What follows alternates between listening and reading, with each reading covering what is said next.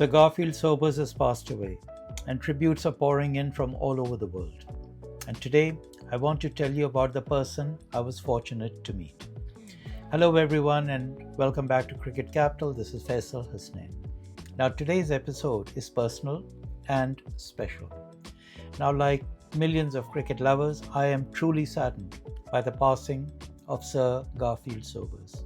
And there is nothing that I can add about his cricketing achievements that has not already been said over and over again. His records are legendary. His place in cricketing history is secure forever.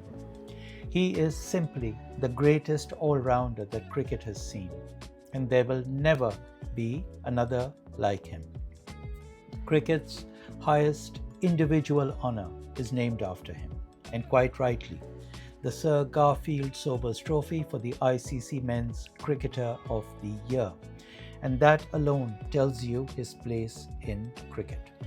But today, I'm not talking about stats, centuries, or wickets.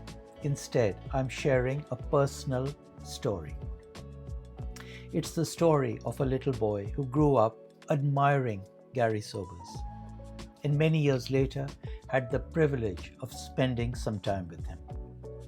Now, growing up in the 1960s and 70s, the world was very different, and cricket was a passion of almost magical levels. It was another world. There was no internet, no YouTube, no social media, and just one local TV channel with limited coverage. And to follow cricket, we relied on anecdotes, newspapers, magazines, radio commentary, and cricket highlights on TV. And one of the very first cricket books I bought and read was King Cricket, Sir Garry's autobiography. I read that book many times, almost like a story, and it was fascinating. It made me imagine what cricket and life was like in the Caribbean, in Jamaica, Barbados, and it introduced me to the greatest ever cricketer. And alongside Sir Garry was another great West Indian legend whom I admired enormously, Sir Everton Weekes, who along with Sir Frank Worrell and Sir Clyde Walcott was one of the legendary 3 Ws. To me, these men were almost mythical figures. They were heroes that existed in stories, books, newspapers, television replays, but most of all in my mind. And never in my wildest dreams did I ever imagine that I would actually meet any of them one day. Now, fast forward many decades. It's 2003. I am now the CFO of the ICC, the International Cricket Council, and it's the Cricket World Cup in South Africa. After watching the semi-final between India and Kenya in Durban, my colleague Warren Buttram and I were flying back to Joburg for the World Cup final. Warren later became a highly successful chief executive of Cricket Ireland, but at that time he was the ICC's head of events and was responsible for delivering the Cricket World Cup, which is a huge responsibility. And as we were checking in at Durban Airport, Warren suddenly pointed across the terminal and he said, look over there. I looked. And then he said, that's Garry Sobers and Everton Weekes. I froze. And for a brief moment, I was simply that little boy again, the one who had read King Cricket many times, the one who had watched grainy black and white TV highlights of these 2 great West Indian cricketers.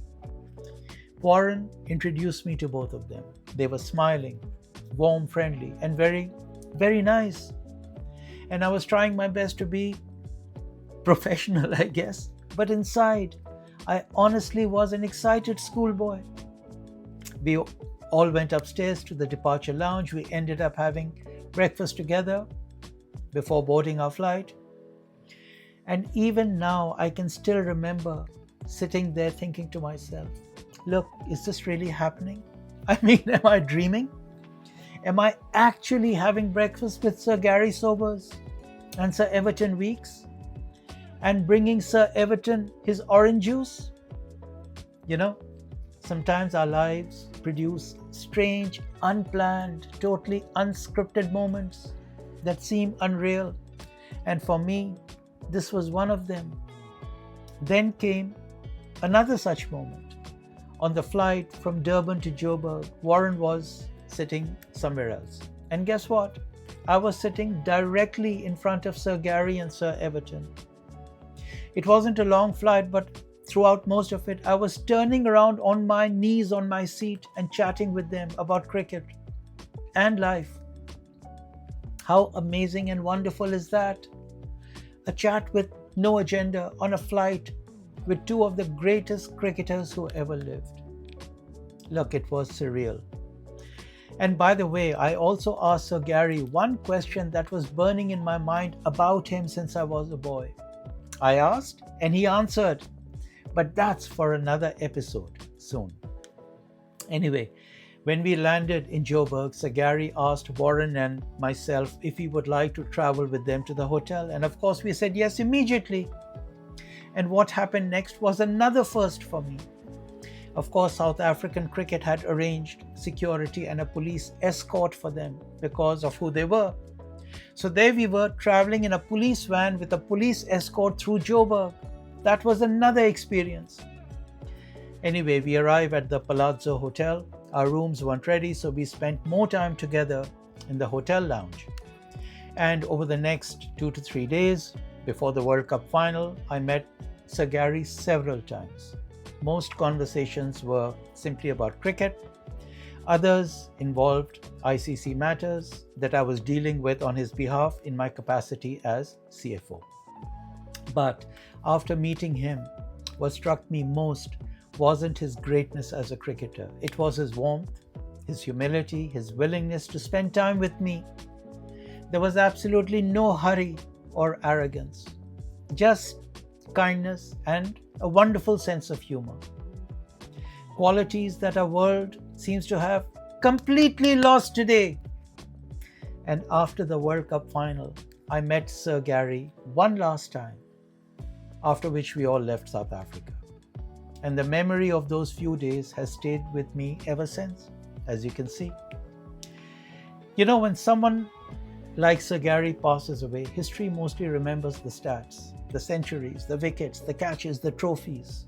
And of course, these records are what made Sir Garry who he is.